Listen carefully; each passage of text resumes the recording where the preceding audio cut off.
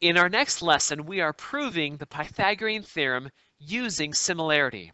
Now, for some reason, the Pythagorean theorem has over 100 different proofs using different mathematical or geometric or algebraic properties. And it's one of those things that mathematicians like to do, is to find new ways of proving the Pythagorean theorem. I'm not exactly sure why, but they do, or we do, if I'm a mathematician. Anyway, in this lesson, we are proving the Pythagorean theorem using similarity, and that is hitting one of our CCRSM standards, SRT4. Let's get started. All right, today we are on lesson 24, prove the Pythagorean theorem using similarity.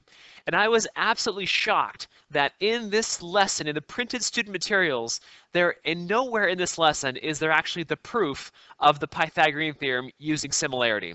There's things about using the Pythagorean theorem and kind of starting with the proof, but nowhere is there the actual formal proof of the Pythagorean theorem. So I want to use the white page before this lesson, and in this space we're going to prove the Pythagorean theorem using similarity. So I want you to draw this diagram on that white page before lesson 24.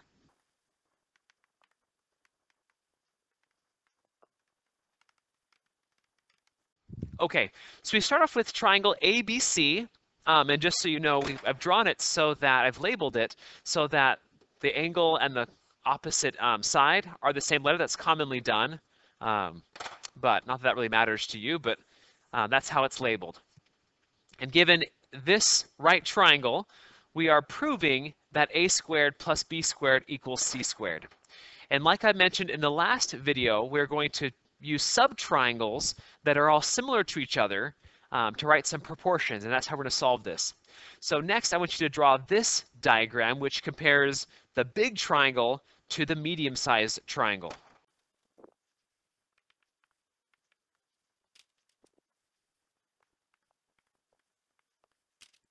Now, these triangles are similar, again, by the angle-angle criteria, because they both have right angles, and angle B is congruent to angle B by the reflexive property.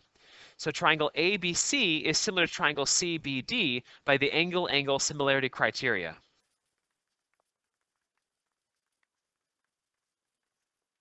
Okay, now the reason why I picked these two triangles is because I wanted the two triangles with A in them. And I'm looking to find out what A squared is equal to. So this A corresponds with Y, and I'll do a left to right ratio.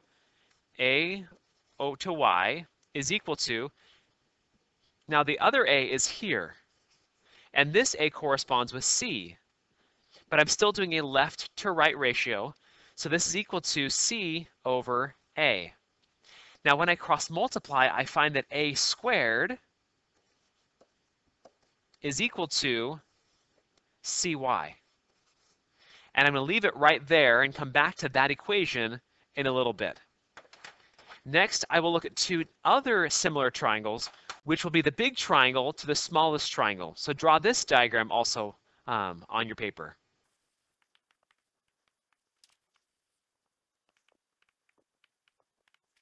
Now again, these triangles are also similar. I have the right angle, and I have angle A is congruent to angle A by the reflexive property.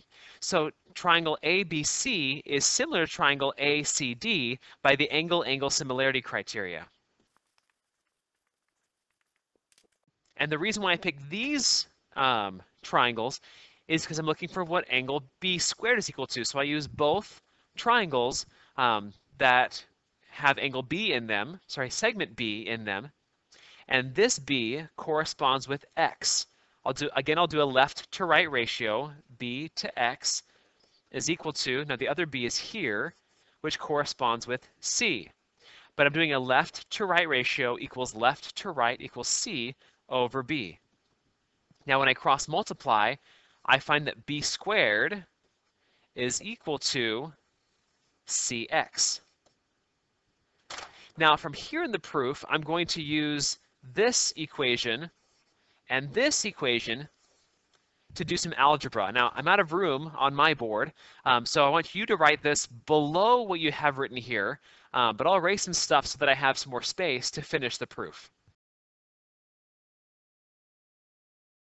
Now my goal is to prove that a squared plus b squared equals c squared, and I have here a squared equals something and b squared equals something. So I'm just going to add these two equations together and find that a squared plus b squared is equal to cy plus cx. Now hopefully last year in Algebra 1 you learned about factoring out a common term when every term has something in there. So both of these terms have c in them, so I will factor out a c, and I'm left with y plus x. Okay, if you're not sure that step, if you distribute the c back in, you go backwards. So this is like the opposite, going backwards from distributing. All right, the next thing I want you to notice is that y plus x is equal to c in our diagram. So this thing right here is equal to c, and I have equal to c times c, or c squared. Or that a squared plus b squared is equal to c squared. And that is the proof of the Pythagorean theorem using similarity. In this video, we proved the Pythagorean theorem using similarity. Thank you for watching.